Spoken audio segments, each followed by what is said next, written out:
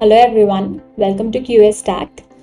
I post testing videos on this channel. If you are someone who's looking forward to learning software testing, or you have joined software testing and want to improvise your skill, this is the channel for you. Please hit the subscribe button to watch more content on testing to improve and increase your testing knowledge. So let's begin. Today's topic is backend application concepts. Today in this video we are going to see some of the very basic backend testing concepts which you might find useful while you start backend testing. First one is how backend services interact with each other. Before starting backend testing, it is very important to know how services interact with each other. And even before that, it is important to know the application architecture. If you want to see basic software application architectures, you can click on the link down below. In this video, I have explained briefly about the various application architectures. Now let's move forward.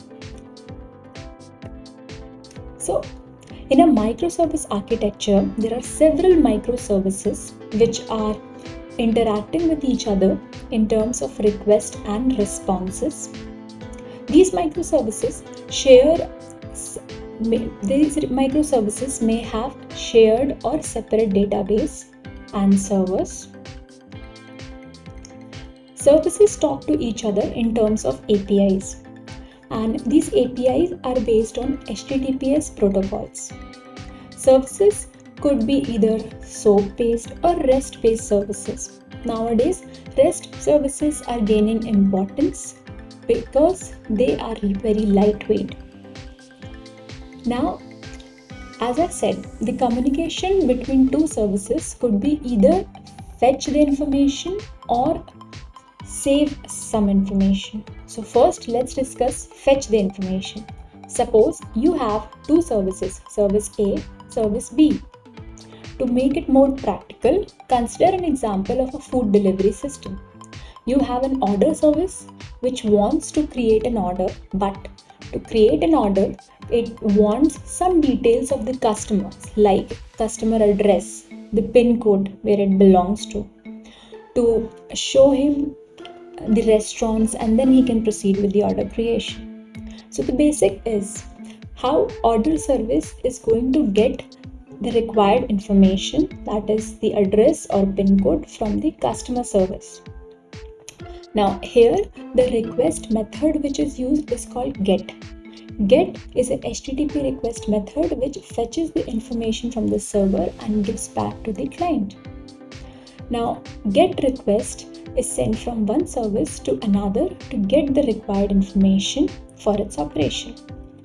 Now let's understand what are the various components of a GET request.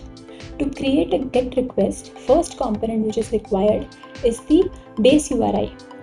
Base URI is nothing but the server address. Next component is the headers. Now headers define everything about the request. Its content type, what encoding it has, whether it has any authorizations. So all these things are defined in the form of headers. And then there is one endpoint. Endpoint is the path at the server where your service is located. So together all these components constitute the GET request. Now what happens when you send GET request? So see, this is the example. The left hand side you will see the order service which is sending a GET request to the customer service. Now on the top right side you can see the components of the GET request. URL, which consists of the base URI and the endpoint. Then it also has a query parameter. So what are query parameters? Often when you are fetching the data from the server, to get more specific data, you might need to provide some additional information in the GET request, like which customer you want to fetch the address of.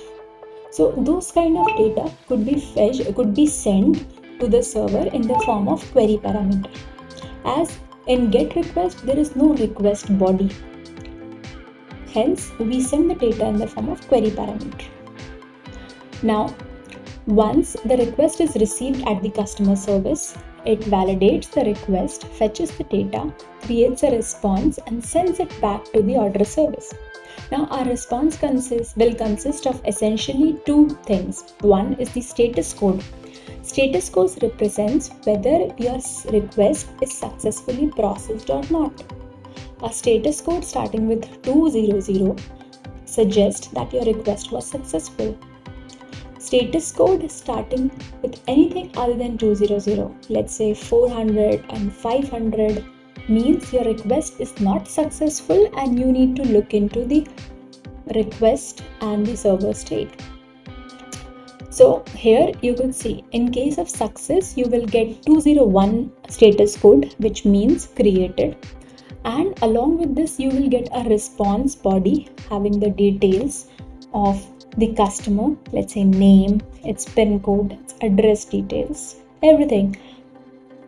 So this was the basic fetch request or get request in HTTP.